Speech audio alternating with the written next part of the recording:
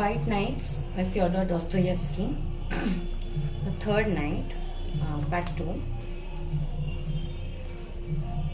Yes, 11, she said at last in a timid, hesitant voice. I at once regretted that I had frightened her, that I had made her count the hours. I had cursed myself for the fit of spite. I felt sorry for her. I didn't know how to atone for my transgression. I began to comfort her, to seek out reasons for his absence, to advance various argument proofs. Nobody could have been easier to deceive than she was at that moment.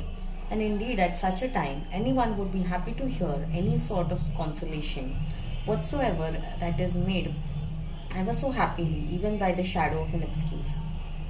And the whole thing's ridiculous, I began, becoming more and more excited and admiring the unusual clarity of my own arguments. And he couldn't have come. You've misled me and bewitched me, Nastenka, so that I've lost track of time.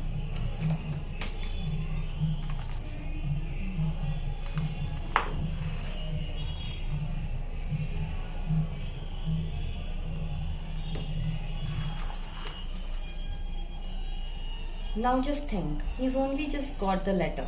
Let's suppose that he can't come. Let's suppose that he'll send an answer, then the letter couldn't come before tomorrow. I'll go as soon as it's light tomorrow and let you know at once. Consider finally that there are 1,000 possibilities. Well, he wasn't home when the letter arrived. Perhaps he still hasn't read it. You know, anything might have happened. Yes, Nastenka answered.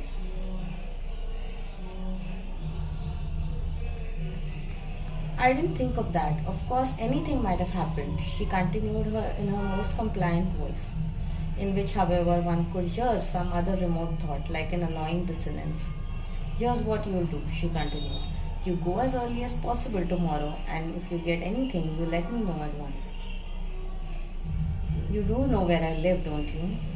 And she began to repeat her address for me. Then she suddenly became so tender, so timid with me. She seemed to be listening attentively to what I was saying to her. But when I addressed a question to her, she remained silent and got confused and turned her head away from me.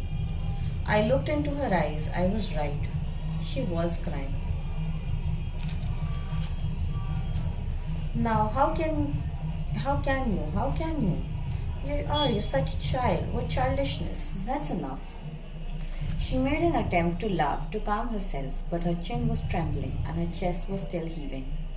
I was thinking about you, she said to me after a minute's silence. You're so kind that I would have to be made of stone not to feel it. Do you know what just occurred to me? I was comparing the two of you. Why isn't he like you? Why isn't he like you? He's not as good as you, even though I love him more than you.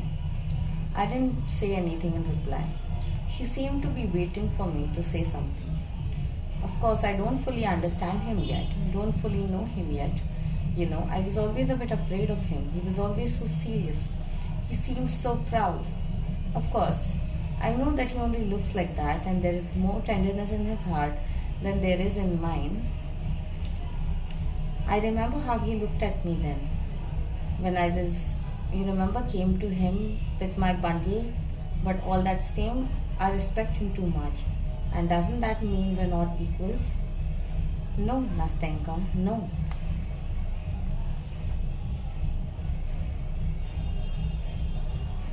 I answered. That means you love him more than anything in the world, and a good deal more than you love yourself. Yes, I suppose that's so, she answered naive little Nastenka.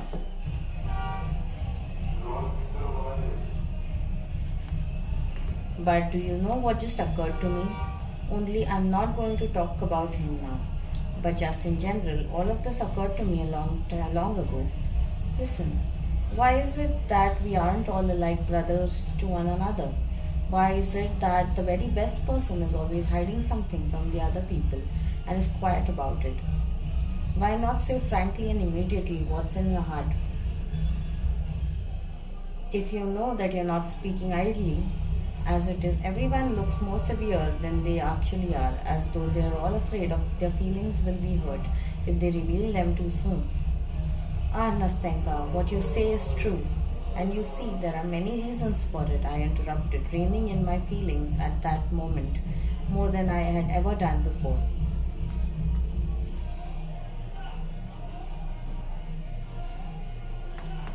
No, no, she answered with deep feeling. Now you know, for example, aren't like other people.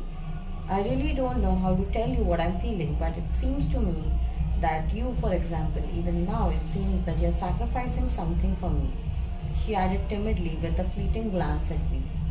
You'll forgive me for putting it like that, you see. I'm a simple girl, you see. I've seen very little of the world so far, and really at times I don't know how to talk, she added in a voice that was trembling with some sort of a hidden feeling, and meanwhile trying to smile. But I only wanted to tell you that I am grateful, that I feel all this as well. Oh, may God grant you happiness for this. Now then, everything you told me then about your dreamer is absolutely untrue, that is. I wish to say that it doesn't have anything to do with you. You're getting better. You really are a completely different person from the one you described. If you ever fall in love, then may God grant you happiness with her. But I won't wish her anything because she will be happy with you. I know I am a woman myself, and you must believe me when I tell you. She fell silent and firmly squeezed my hand. I couldn't say anything either because of the emotion. Several minutes passed. Yes, clearly he won't come today, she said, finally raising her head. It's late. He'll come tomorrow, I said, in a very most convincing and firm voice. Yes, she added, having cheered up some. I now see myself that he won't come until tomorrow. Well then, goodbye, until tomorrow. If it rains, then I might not come, but the day after tomorrow, I'll come. I'll come without fail. No matter what, you'll be there without fail. I want to see you. I'll tell you everything. And later, as we were saying goodbye, she gave me her hand and said, looking at me brightly, You see, now we'll always be together. Isn't that so? Oh, Nastenka, Nastenka, if only you knew how lonely I am now.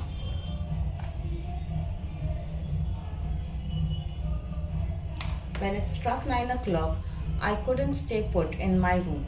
I got dressed and went out. Despite the foul weather, I was there, sitting on our bench.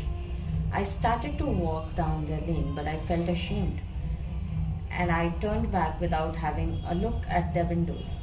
When I was just a few steps away from their house, I came home more depressed than I had ever been. What a damn boring time. If the weather had been fine, I would have walked about there all night long. But until tomorrow she will tell me everything. However, there was no letter today, but that was to be expected. They're together by now.